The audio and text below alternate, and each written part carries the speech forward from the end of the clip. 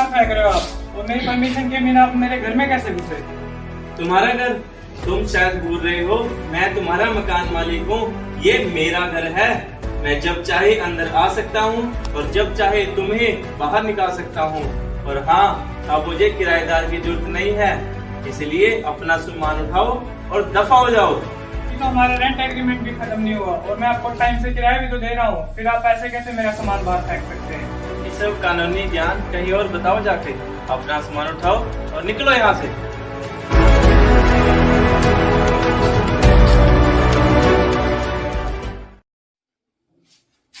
Hello sir, कैसे हो आप? अंकित, आई एम फाइन। और सुनाओ, कैसे हो? मैं ठीक हूँ सर। बड़े दिनों बाद दिखाई दिए, बैठो। अरे सर क्या बताऊं, मकान मालिक ने घर से बाहर निकाल दिया है, सामान भी फेंकने लगे।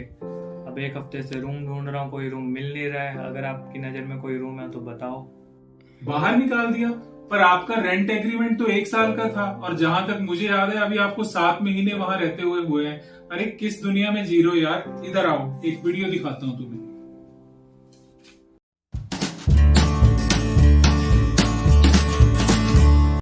Welcome to the legal talk with Hardeep. दोस्तों, जब भी हम कहीं एक मकान या दुकान किराए पर लेते हैं तो एक टीनेंट यानी कि किराएदार होने के नाते हमारे कुछ राइट्स होते हैं, हमारे कुछ अधिकार होते हैं।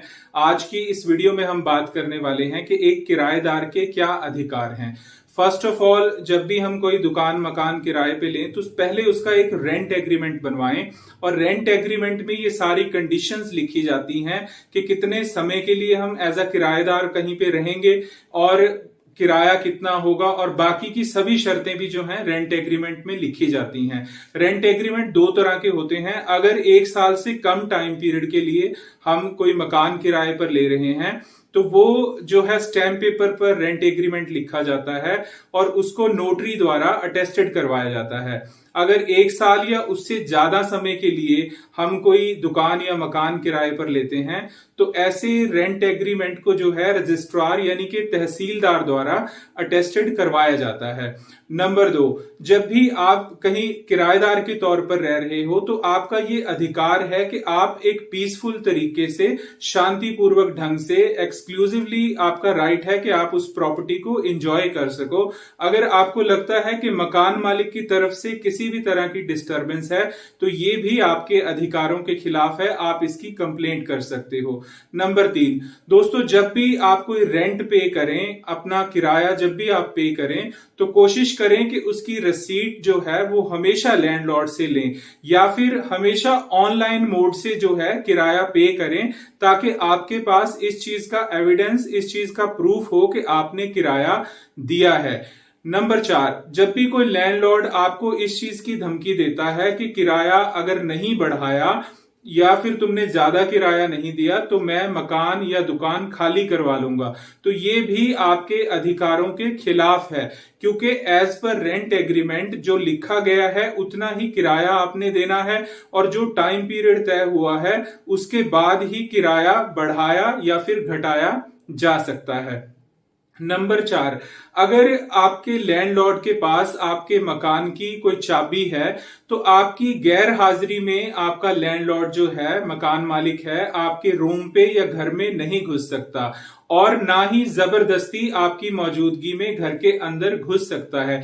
अगर वो ऐसा करता है तो ये गैर कानूनी है और आप अपने मकान मालिक की इस हरकत के लिए उसकी पुलिस कंप्लेंट कर सकते हो। नंबर 5, जब भी आपको लगता है कि आप जिस मकान में रह रहे हो उसकी रिपेयर जो है होना जरूरी है, वो खस्ता हालत में है, और आप अपने मकान मालिक को उसकी रिपेयर के लिए कहते हो लेकिन वो आपकी बात की तरफ कोई ध्यान नहीं देता, तो ऐसे में किराएदार होने के नाते आपके पास ये राइट है कि आप रेंट अथॉरिटीज को, यानी कि जो हर एक डिस्ट्रिक्ट में होता है, रेंट अथॉरिटीज को आप एक एप्लीकेशन लगा सकते हो, और आपकी एप्लीकेशन जब अलाउ हो जाती है तो आप खुद के पैसों से उस मकान की मुरम्मत करवा सकते हो, और ये जो पैसे आपने खुद की पॉकेट से खर्चे हैं आप इन पैसों को किराए में से डिडक्ट कर सकते हो, काट सकते हो। नंबर 6, जब भी आप किसी मकान में किराएदार के तौर पे रहते हो तो आपको ऐसा नहीं कि जब मकान मालिक चाहे वो आपको उसी समय निकाल सकता है। फॉर एग्जाम्पल, आपने 3 महीने तक रेंट नहीं दिया, रेंट पे नहीं किया, तो मकान मालिक के पास ये राइट है कि वो आपको लीगल नोटिस भेजे और उसके बाद जो है आप उस मकान को खाली करने के लिए बाध्य होते हो। अदरवाइज ऐसा कुछ नहीं है कि मकान मालिक जब चाहे आपको अपने मकान से बाहर निकालकर फेंक सकता है।